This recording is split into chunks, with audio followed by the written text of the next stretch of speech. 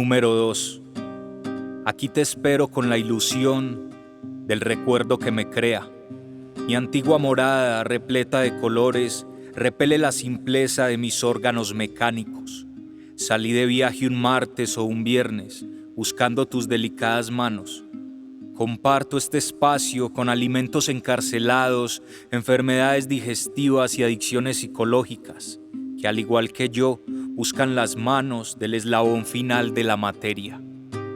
No me molestan estos olores, porque entremezclados resumen la humanidad con la que vine a compartir. Me asustan más el silencio y el desprecio. Me sorprende la velocidad de los pasos. Me da miedo el miedo de los que temen abrazarse. Aquí te espero sin engaños, porque vi hace un momento una persona, cuyos matices en la voz me hacían recordarte, destrozando una muñeca hasta sacarle las entrañas y las cuerdas.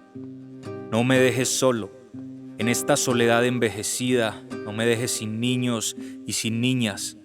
La música y el juego me crearon.